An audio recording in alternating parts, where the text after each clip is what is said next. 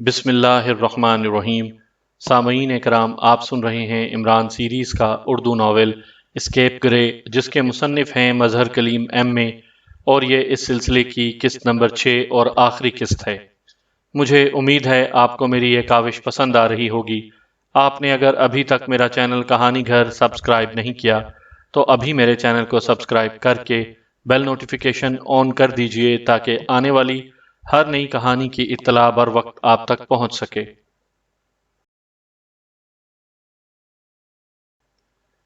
عمران دل ہی دل میں شکر ادا کر رہا تھا کہ اس نے مجرموں کے اڈے میں جانے کی راہ نکال لی، ورنہ وہ تو مایوس ہو چکا تھا اور کچھ اور پروگرام بنانے کی سوچ رہا تھا۔ نقاب پوشوں نے عمران کو کار میں ڈالا اور پھر ان کی کار تیز رفتاری سے فاصلوں کو نگلنے لگی۔ عمران پچھلی سیٹ پر دراز آنکھیں بند کیے تصور ہی تصور میں راستے کا اندازہ لگا رہا تھا۔ دارالحکومت کی تمام سڑکیں اور ان کے موڑ اس کے حافظے پر نقش تھے، اس لیے فلیٹ سے نکل کر جیسے ہی کار چلی اسے اندازہ ہو گیا کہ کار کا رخ کس طرف ہے۔ پھر جہاں جہاں کار دائیں یا بائیں مڑتی اسے اندازہ ہوتا چلا جاتا۔ چنانچہ تقریباً 25 منٹ بعد جب کار رکی اور اس کا ہارن مخصوص انداز میں 2 دفعہ بجایا گیا تو عمران سمجھ گیا کہ کار مجرموں کے ہیڈ کوارٹر پر رکی ہے۔ پھر کار دوبارہ چلی اور تھوڑی دور جا کر رک گئی۔ دوسرے لمحے عمران کو کار سے باہر نکالا گیا اور پھر اسے کاندھے پر لادے وہ لوگ عمارت میں گھس گئے۔ عمران نیم وا آنکھیں کیے تمام راستے بخوبی دیکھ رہا تھا۔ مختلف کمروں سے گزر کر وہ ایک لفٹ کے ذریعے نیچے تہہ خانوں میں اترے اور آخرکار ایک بڑے کمرے کے درمیان فرش پر اس کو لٹا دیا گیا۔ لے آئے، کسی نے تعقب تو نہیں کیا؟ ایک گونجدار آواز سنائی دی اور عمران آواز سے ہی پہچان گیا کہ وہ اسکیپ گرے کے سامنے پہنچ گیا ہے۔ نہیں باس، کسی کو معلوم نہیں ہوا، ایک نقاب پوش نے مؤدبانہ لہجے میں جواب دیا۔ ٹھیک ہے، اسے ہوش میں لے آؤ، اسکیپ گرے نے اپنے آدمیوں کو مخاطب کر کے حکم دیا، اور چند لمحوں بعد عمران کے چہرے پر پانی کی بوچھاڑ پڑی اور عمران تڑپ کر اٹھ بیٹھا۔ کیا کر رہے ہو سلیمان؟ کیا نلکوں میں پانی آ گیا ہے؟ کمال ہے، اب ہماری کارپوریشن اس قابل ہو گئی ہے کہ نلکوں میں پانی پہنچا سکے۔ عمران نے دونوں ہاتھوں سے آنکھیں مسلتے ہوئے کہا۔ ہا ہا ہا، اچھا مذاق کر لیتے ہو۔ اچانک گرے کا زوردار قہقہا گونجا اور عمران نے چونک کر آنکھیں کھول دیں۔ سامنے ہی دونوں ہاتھ کولوؤں پر رکھے گرے کھڑا تھا اور ارد گرد تقریباً 22 آدمی سٹین گنیں اٹھائے اسے کور کیے ہوئے تھے۔ ارے گرے بھائی، آپ کب آئے؟ خوش آمدید، وہ آئیں گھر میں ہمارے زہ نصیب، عمران نے ایک جھٹکے سے اٹھتے ہوئے کہا اور دوسرے لمحے وہ گرے کی طرف یوں لپکا جیسے مصافحہ کرنا چاہتا ہو۔ خبردار، اگر حرکت کی تو ابھی گولیوں سے بھون دوں گا، گرے نے جواب میں کڑکدار لہجے میں کہا، اور عمران کے اٹھتے ہوئے قدم یوں رک گئے جیسے کسی چلتی ہوئی کار کو فل بریک لگا دی جائے۔ ارے آخر ایسی بھی کیا بے مروتی، اتنی مدت کے بعد ملاقات ہوئی ہے اور تم لفٹ ہی نہیں کروا رہے، عمران نے بڑے معصوم سے لہجے میں کہا۔ گرے جواب میں اسے چند لمحوں تک گھورتا رہا، پھر بولا، مجھے یقین نہیں آ رہا کہ تم جیسے چڑی مار نے گاڈزیلا کو بے بس کر دیا تھا۔ اس کے لہجے میں تعجب کی آمیزش نمایاں تھی۔ اگر میں چڑی مار ہوں تو یقیناً گاڈزیلا کسی چڑیا کا نام ہوگا، عمران نے اسی طرح معصوم سے لہجے میں جواب دیا۔ بہرحال یہ میرا فیصلہ ہے کہ گاڈزیلا کے ہاتھوں ہی تمہاری ہڈیاں توڑواؤں گا، گرے نے فیصلہ کن لہجے میں کہا، اور پھر ایک آدمی سے مخاطب ہو کر بولا، ڈاکٹر کو بلا لاؤ۔ اس کے بعد وہ آدمی فوراً مڑ کر باہر چلا گیا۔ مگر تم ہڈیاں توڑ کر کیا کرو گے؟ کیا ان کا سرما بنانا ہے؟ اگر ایسی بات ہے تو مجھے بتاؤ، میں تمہیں سالم ہڈیوں کا سرما بنانے کا اکثیری نسخہ بتلا دوں، ساری عمر کے لیے تمہاری روزی کا دھندا بن جائے گا۔ عمران نے تجویز پیش کی اور گرے کی آنکھوں میں غصے کے چراغ جل اٹھے۔ ظاہر ہے اس کے آدمی اس سے آنکھیں ملا کر بات کرنے کے عادی نہیں تھے اور عمران سب کے سامنے اس کا مذاق اڑا رہا تھا۔ Shut up you non sense, اگر گاڈزیلا کا مسئلہ درمیان میں نہ ہوتا تو میں خود ہی تمہاری زبان گدی سے کھینچ لیتا، گرے نے انتہائی کڑکدار لہجے میں کہا۔ گاڈزیلا کا مسئلہ؟ یہ کیا؟ گاڈزیلا کوئی بہت بڑا حساب دان ہے؟ یہ فیسا غورس کا مسئلہ تو ہم نے کورس کی کتابوں میں پڑھا ہے۔ اس سے پہلے کہ وہ اپنی بات مکمل کرتا، اچانک بوڑھا ڈاکٹر کمرے میں داخل ہوا اور گرے کے سامنے بڑے مودبانہ انداز میں کھڑا ہو گیا۔ دیکھو ڈاکٹر، اس چڑیا کے بچے نے تمہارے گاڈزلا کا حشر کیا تھا۔ میں چاہتا ہوں کہ اب گاڈزلا میرے سامنے اس کی ہڈیاں توڑے، گرے نے ڈاکٹر سے مخاطب ہو کر کہا، اور ڈاکٹر بڑے حیرت بھرے انداز میں عمران کو سر سے پاؤں تک دیکھنے لگا۔ اس کے چہرے سے محسوس ہو رہا تھا کہ جیسے اسے گرے کی بات کا یقین نہ آ رہا ہو۔ حیرت سے کیا دیکھ رہے ہو ڈاکٹر؟ یہی وہ عمران ہے جس نے گاڈزلا کو بے بس کر دیا تھا، گرے نے مسکراتے ہوئے کہا، اور عمران نے ڈاکٹر کو آنکھ مار دی اور ڈاکٹر بے اختیار جھینپ گیا۔ گاڈزلا کل تک اس قابل ہو سکے گا کہ بآسانی چل پھر سکے؟ ڈاکٹر نے گرے سے مخاطب ہو کر کہا۔ تو ٹھیک ہے، ہم اس کی زندگی کا ایک دن اور بڑھا دیتے ہیں، اسکیپ گرے نے نخوت آمیز لہجے میں جواب دیا۔ بہت بہت شکریہ گرے بھائی، ویسے میری ایک درخواست ہے کہ میں ابھی تک کنوارا ہوں، کل تو میں نے مر ہی جانا ہے، اور سنا ہے کہ کنواروں کا جنازہ نہیں ہوتا، اس لیے ایسا کرو کہ اگر تمہارے پاس کوئی لڑکی ہو تو اس کی شادی مجھ سے کر دو، کم از کم میں جنازہ تو جائز کروا لوں۔ عمران نے منت بھرے لہجے میں کہا، اس کو لے جاؤ اور 7 نمبر میں پھینک دو، 7 نمبر کی کڑی نگرانی کی جائے۔ گرے نے اس کی بات نظر انداز کرتے ہوئے اپنے آدمیوں کو حکم دیا، اور پھر سٹین گنوں کے گھیرے میں عمران کو کمرے سے باہر لے آیا گیا، اور مختلف راہداریوں سے گزر کر وہ ایک کمرے کے دروازے کے سامنے رک گئے۔ ایک آدمی نے دروازہ کھولا اور پھر عمران کو اندر دھکیل دیا گیا۔ عمران جیسے ہی کمرے میں داخل ہوا وہ بری طرح چونک گیا، کیونکہ سامنے اسے بیڈ پر ٹائیگر پرسنل سیکرٹری کے روپ میں نظر آیا، ٹائیگر جسے وہ وزیر اعظم کے دفاع کے لیے بھیج چکا تھا۔ ٹائیگر، تم اور یہاں؟ عمران نے اس کی طرف بڑھتے ہوئے کہا۔ ہاں عمران صاحب، مجھے کل رات کو اغوا کیا گیا ہے، اور میرے بجائے میرے میک اپ میں مجرموں کا آدمی وزیر اعظم کے پرسنل سیکرٹری کے روپ میں بھیج دیا گیا ہے۔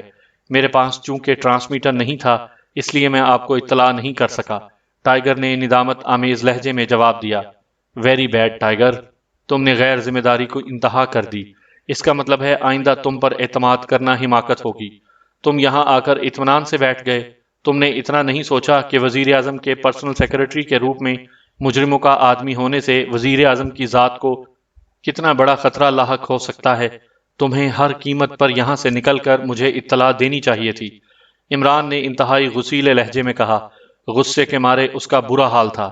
میں نے پہلے سوچا تھا کہ یہاں سے فوری طور پر نکل جاؤں، مگر پھر میں اس لیے رک گیا کہ میرے آپ کو اطلاع دینے اور آپ کے بندوبست کے دوران کہیں میری گمشدگی کی وجہ سے وہ وزیر اعظم کو نقصان نہ پہنچا دیں، ٹائیگر نے دبے دبے لہجے میں کہا۔ اور تمہارے یہاں بیٹھے رہنے سے تو انہوں نے وزیر اعظم کو دودھ پلانا ہے، عمران نے جھنجھلاتے ہوئے جواب دیا۔ اب بھلا ٹائیگر کیا جواب دیتا؟ عمران بے چینی سے کمرے میں ٹہلنے لگا۔ قومی اسمبلی کے فیصلے میں صرف 2 دن باقی رہ گئے تھے، اور اس کے نظریے کے مطابق وزیر اعظم کی جان شدید خطرے میں تھی، کیونکہ اسے ذاتی طور پر یقین تھا کہ وزیر اعظم اور قومی اسمبلی نے اکثریت کے مطابق فیصلہ کرنا ہے، اور اسے یہ بھی معلوم تھا کہ قومی اسمبلی نے کل اپنے فیصلے سے خفیہ طور پر وزیر اعظم کو مطلع کرنا ہے۔ 2 دن بعد قومی اسمبلی کے اجلاس میں اس فیصلے کا اعلان کیا جائے گا، اور کل جب قومی اسمبلی اپنے فیصلے پر وزیر اعظم کو مطلع کرے گی تو وزیر اعظم کا پرسنل سیکرٹری ضرور اس سے آگاہ ہو جائے گا، اور چونکہ سیکرٹری مجرموں کا آدمی ہے اس لیے مجرموں کو بھی اس فیصلے کا علم ہو جائے گا، اور یہ بات یقینی ہے کہ انہوں نے اور کوئی چارہ کار نہ دیکھتے ہوئے اس پرسنل سیکرٹری کے ذریعے وزیر اعظم کا قتل کروانے کی ہر ممکن کوشش کرنی ہے۔ اس لیے جو کچھ بھی ہونا چاہیے کل دوپہر تک ہو جانا چاہیے۔ گرے کو اور اس کے پرسنل سیکرٹری کو کل دوپہر سے پہلے گرفتار ہو جانا چاہیے، ورنہ پھر پانی سر سے گزر جائے گا۔ یہی کچھ سوچتا ہوا عمران کمرے میں ٹہلتا رہا۔ اس کے چہرے پر شدید الجھن کے تاثرات نمایاں تھے۔ مجبوری یہ تھی کہ اس کے پاس ٹرانسمیٹر نہیں تھا۔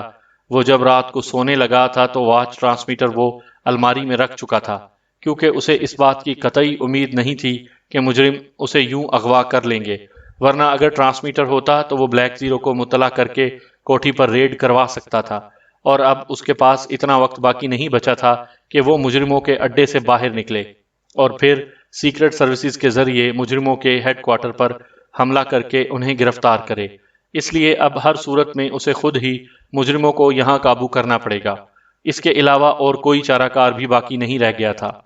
گو یہ بہت بڑا رسک تھا، کیونکہ حالات ہی اتنے نازک تھے کہ اگر وہ 1% بھی ناکام ہو گیا تو پھر کچھ نہیں ہو سکے گا، اور ملک بھی تباہ ہو کر رہ جائے گا، مگر عمران کو اپنے آپ پر اعتماد تھا، اس لیے اس نے آخرکار مجرموں سے خود ہی اکیلے نپٹنے کا فیصلہ کر لیا، اور فیصلہ کر کے وہ اب ان سے نپٹنے کے طریقہ کار پر غور کرنے لگا۔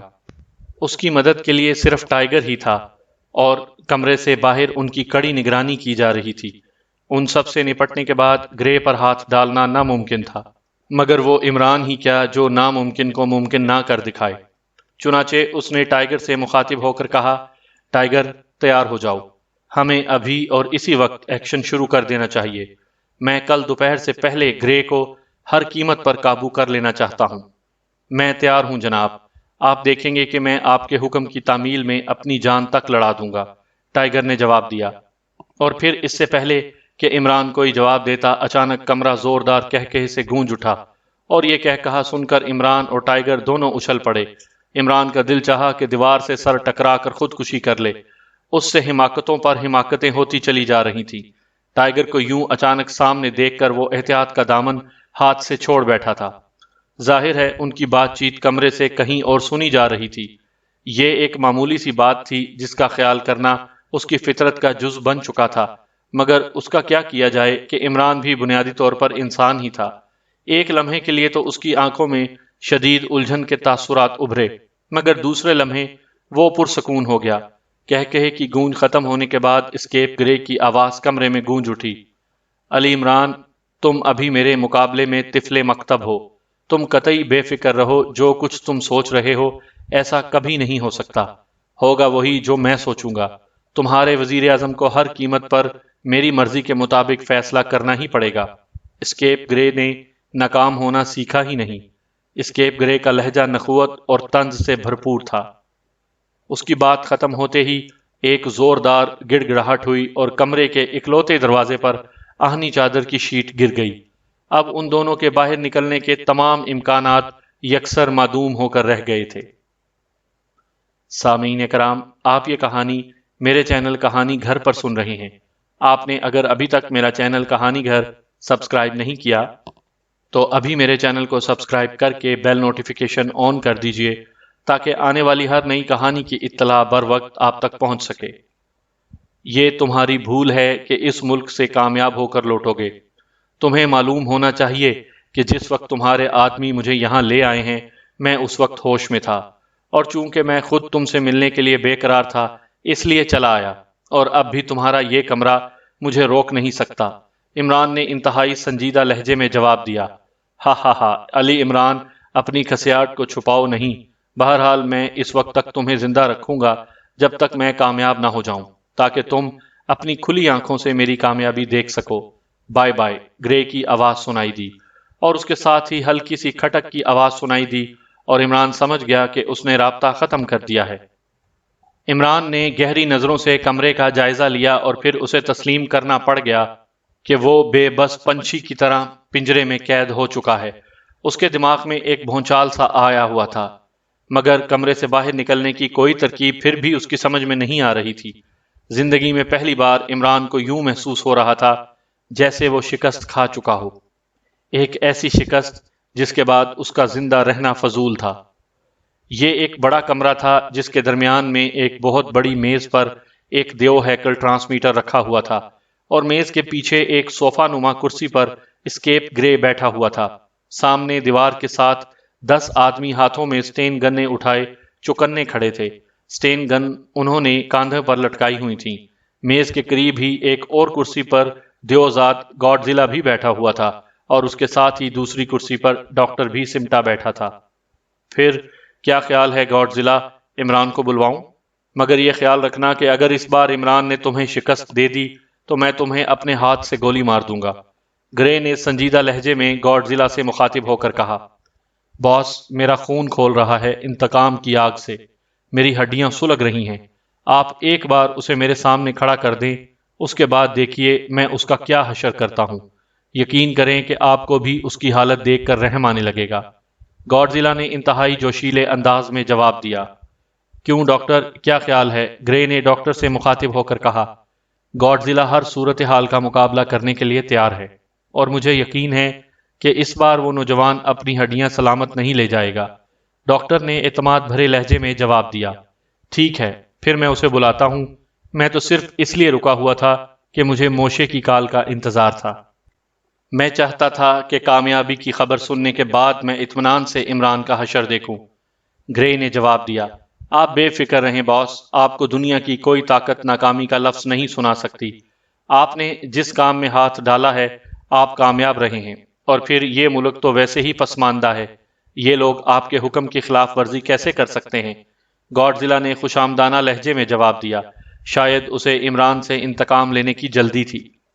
ہاں یہ تو ٹھیک ہے، چلو دونوں کامیابیاں اکٹھی ہی ہو جائیں تو اچھا ہے، گرے نے فیصلہ کن لہجے میں کہا، اور پھر اس نے سامنے کھڑے ہوئے آدمی سے مخاطب ہو کر کہا، شومیر، 7 نمبر کے دونوں قیدیوں کو یہاں لے آؤ، اور دھیان رکھنا وہ کسی قسم کی غلط حرکت نہ کریں۔ بہتر باس، ویسے اگر آپ حکم کریں تو ان دونوں کو بے ہوش کر کے یہاں لے آیا جائے، شومیر نے جواب دیا۔ ہاں یہ ٹھیک ہے، ایسا نہ ہو کہ وہ اپنی غلط حرکت سے تم لوگوں کے ہاتھوں ختم ہو جائے اور گاڈزلہ کی حسرت دل کی دل میں رہ جائے۔ گرے نے شومیر کو اجازت دیتے ہوئے کہا۔ گاڈزلہ کرسی پر بیٹھا بار بار اپنی مٹھیاں کس رہا تھا، اس کی نظریں ہال کے دروازے پر جمی ہوئی تھیں۔ تقریباً 10 منٹ بعد ہال کا دروازہ کھلا اور پھر شومیر اور اس کے 5 مسلح ساتھی عمران اور ٹائیگر کو کندھوں پر لادے ہال میں داخل ہوئے، اور انہوں نے عمران اور ٹائیگر کو کمرے کے فرش پر لٹا دیا اور خود مودبانہ انداز میں پیچھے ہٹ کر کھڑے ہو گئے۔ عمران کو دیکھتے ہی گاڈزلہ ایک جھٹکا کھا کر کرسی سے اٹھ کھڑا ہوا۔ ٹھہرو، اسے ہوش میں آنے دو، گرے نے گاڈزلہ سے مخاطب ہو کر کہا۔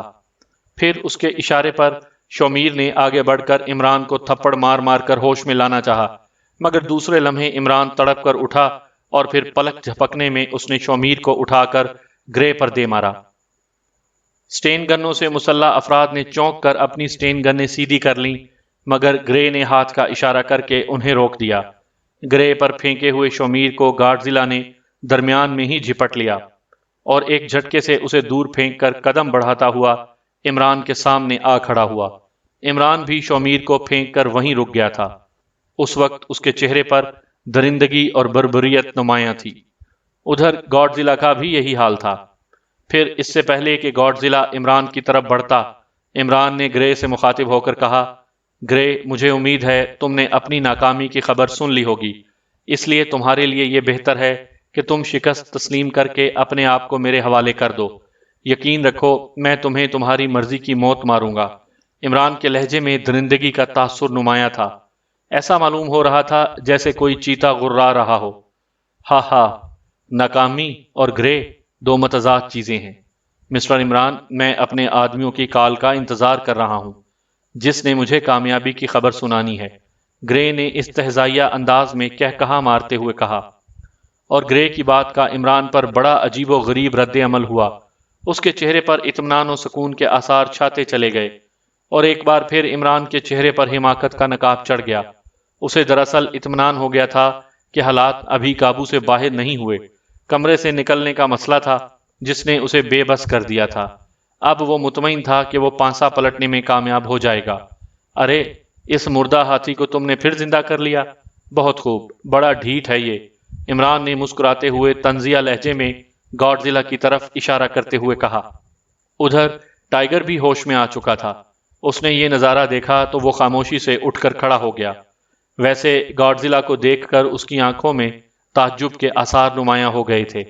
اتنا قوی ہیکل آدمی اس نے زندگی میں پہلی بار دیکھا تھا۔ عمران تو اس کے سامنے حقیر سا بونا دکھائی دے رہا تھا۔ گاڈزلہ عمران کی بات سن کر تیزی سے آگے بڑھا، مگر اسی لمحے عمران تیزی سے 4 قدم پیچھے ہٹ گیا۔ اس کے انداز سے یوں محسوس ہو رہا تھا جیسے وہ گاڈزلہ سے خوفزدہ ہو گیا ہو۔ ٹائیگر کو پہلی بار عمران کی حالت پر ترس آنے لگا۔ بھلا عمران اس دیوزاد کا کیسے مقابلہ کر سکتا تھا؟ یہ اس کے تصور میں بھی نہیں تھا، اور وہ اپنی جگہ سچا بھی تھا، کیونکہ یہ تو ڈاکٹر کا کمال تھا کہ اس نے گاڈزلہ کو ایک بار پھر عمران کے مقابلے پر لا کھڑا کیا تھا، ورنہ گاڈزلہ ایک لحاظ سے مر چکا تھا۔ گاڈزلہ نے جب عمران کو یوں پیچھے ہٹتے دیکھا تو اس نے ایک زوردار کہا لگایا، اور پھر مست ہاتھی کی طرح جھومتا ہوا وہ آگے بڑھا۔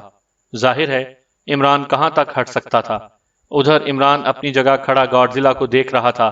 عمران اور گاڈزلہ کی نظریں ملیں اور پھر زیادہ سے زیادہ 2 قدم بڑھنے کے بعد یکدم گاڈزیلا ٹھٹک کر رک گیا۔ عمران اور وہ ایک دوسرے کی آنکھوں میں آنکھیں ڈالے ایک دوسرے کو گھور رہے تھے۔ آگے بڑھو گاڈزیلا، رک کیوں گئے؟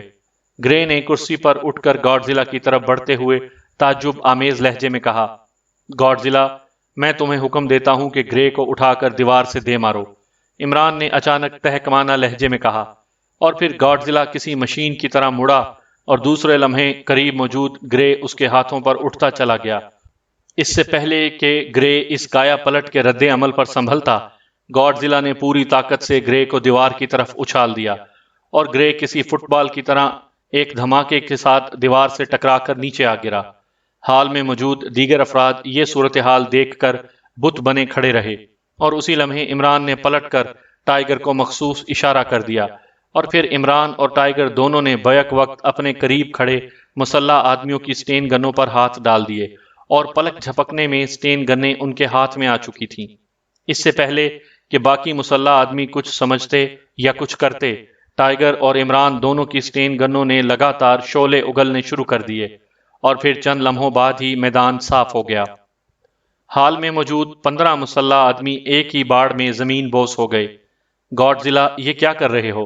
گرے نے اٹھ کر انتہائی غصیلے لہجے میں کہا، مگر گاڈزیلا خالی خالی نظروں سے کھڑا گرے کو دیکھ رہا تھا۔ ڈاکٹر کی آنکھیں بھی شدید تعجب سے پھٹ گئی تھیں۔ اس نے جو کچھ دیکھا تھا اس کا تصور تو وہ خواب میں بھی نہیں کر سکتا تھا۔ اسکیپ گرے، یہ گاڈزیلا تمہارا ہی پالا ہوا ہے، اور اب میں اس کے ہاتھوں تمہیں انجام تک پہنچاؤں گا۔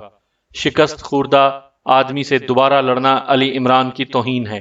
عمران نے سٹین گن کو ہاتھ میں تولتے ہوئے بڑے با اعتماد لہجے میں کہا، یہ ناممکن ہے، یہ غلط ہے۔ گاڈزیلا، ہوش میں آؤ اور اس کے ٹکڑے اڑا دو۔ گرے نے غصے سے چیختے ہوئے کہا۔ غصے کی شدت سے اس کے منہ سے کف نکلنے لگ گیا تھا۔ گاڈزیلا، میں تمہیں حکم دیتا ہوں کہ گرے کی کوئی ہڈی سلامت نہیں رہنی چاہیے۔ آگے بڑھو اور میرے حکم کی تعمیل کرو۔